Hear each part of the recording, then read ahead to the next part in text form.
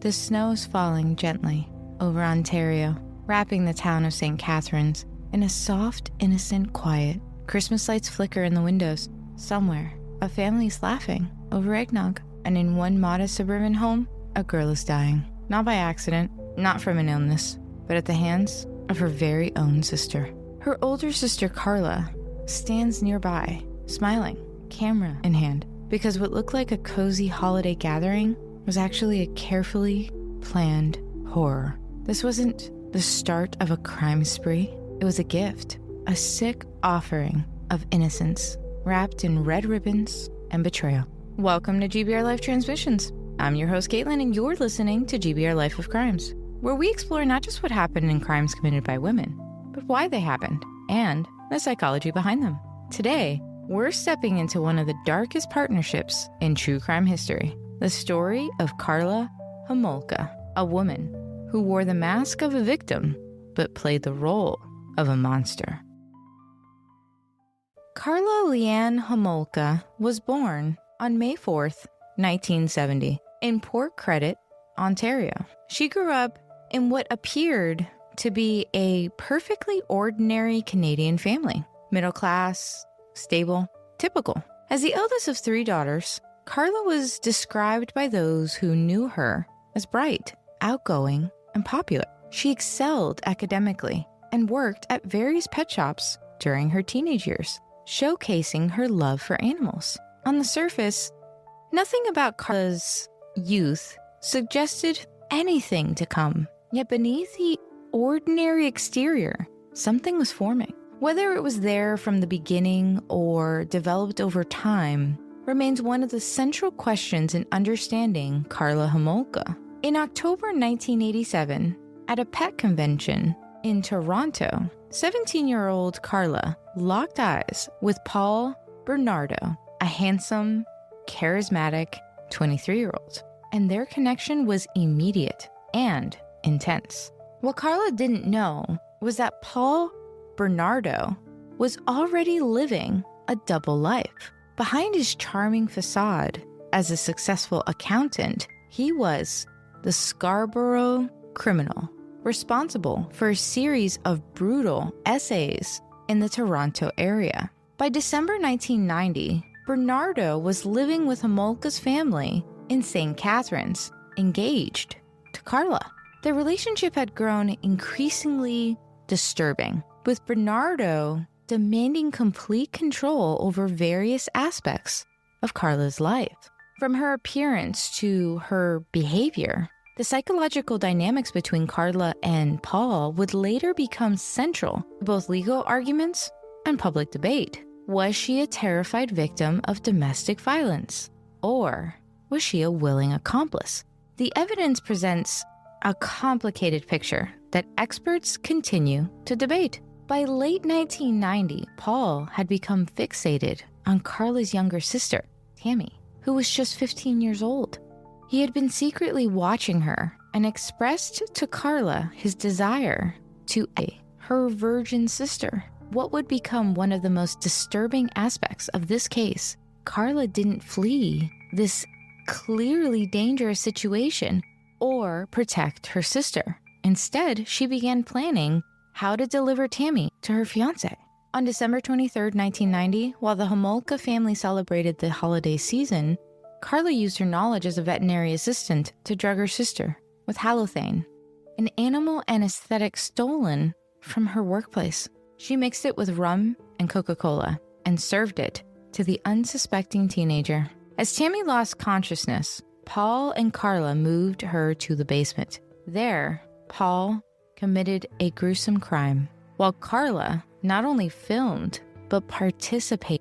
During the attack, Tammy began to vomit. Rather than seeking immediate medical help, they attempted to clean her up and staged the scene to look like an accident. By the time they called 911, Tammy was dead. The coroner, unfamiliar with the effects of halothane, attributed her death to accidental choking after alcohol consumption. The grieving Homolka family buried their middle daughter, never imagining that the killers were comfortable in their own home through their very grief. In the months that followed Tammy's death, Paul and Karla's crimes escalated. Their wedding took place in June 1991, attended by 150 unsuspecting guests, including the heartbroken Homolka family.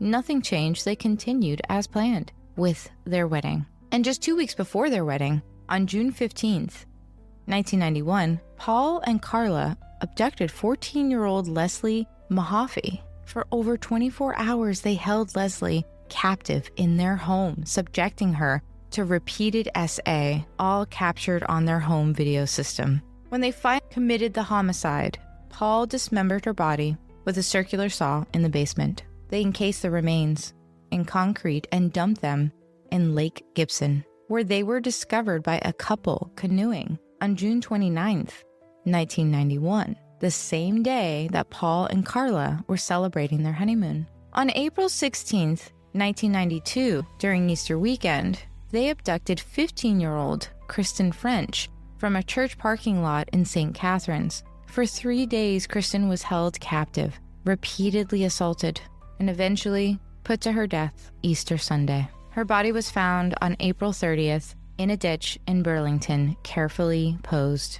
What's particularly chilling about these crimes is the methodical planning combined with the domestic setting. These horrific acts were taking place in a suburban home with flowered wallpaper and family photos on the wall. The couple would first essay their victims, then eat dinner, watch TV, and then just go to work the next day, compartmentalizing in a way that would later become central to the psychological analysis of both Bernardo and Homolka. Throughout this period, police were actively investigating the Scarborough criminal, unaware that their suspect had escalated to murder. By late 1992, Paul and Karla's marriage had deteriorated significantly. Paul's violence towards Karla had increased, not just in private, but in public. On December 27, 1992, after a particularly brutal beating that left her with severe facial bruising, Karla finally left Paul and moved in with her parents.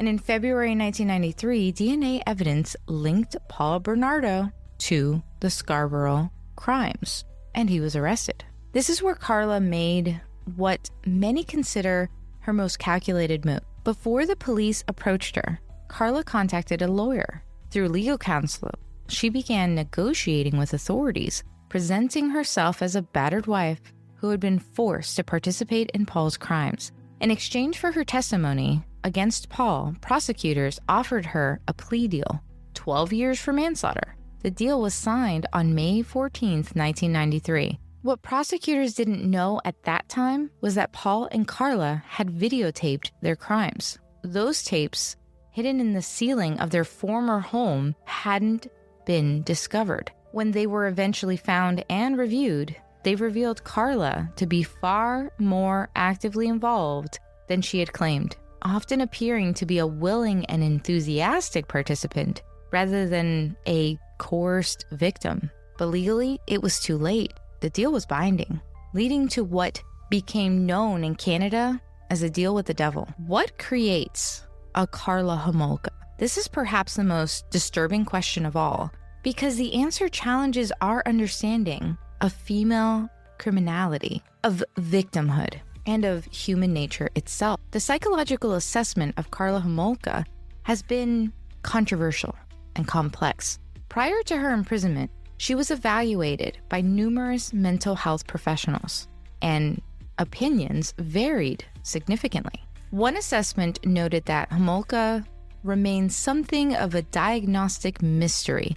Despite her ability to present herself very well, there is a moral issue in which is difficult, if not impossible, to explain. Some experts suggest that Karla exhibited traits associated with hypercilia, a condition where someone is excited by a partner and their violent behavior. Others pointed to her apparent emotional detachment and manipulative abilities as a sign of possible psychopathy. Dr. Hubert, a forensic psychologist for Correctional Services Canada, who reviewed her file, expressed concern about her linking up with another sadist.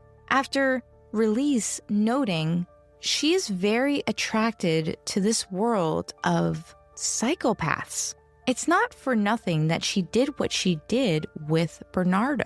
Conversely, other professionals diagnosed her with battered woman syndrome and post-traumatic stress disorder, suggesting that her actions were the result of severe domestic abuse and coercion. In 2005, Dr. Bertrand Major, a government psychiatrist, described Homolka as a psychopath who shows little empathy for her victims and is reluctant even to talk about the crimes that put her in prison. However, his one dissenting opinion among many, other treatment providers who worked with her over 12 years of incarceration came to different conclusions. The debate continues to this day. Was Karla Homolka a victim of domestic violence who participated in these crimes out of fear? Or was she a calculated predator who used the narrative of victimhood to secure a lesser sentence? The truth may lie somewhere in the complex middle. Karla served her 12-year sentence, and during her incarceration, she completed a bachelor's degree in psychology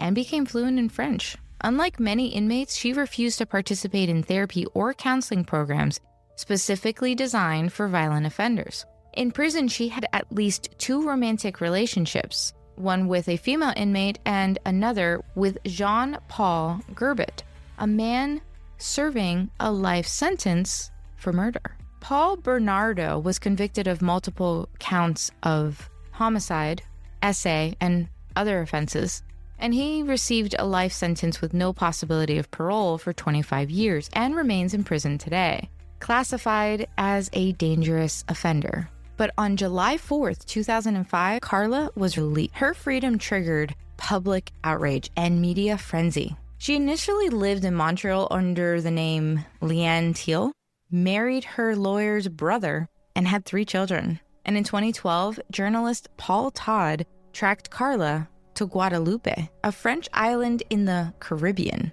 More recently, she had been reported to be back in Quebec. For the families of Leslie Mahaffey and Kristen French, there's no closure.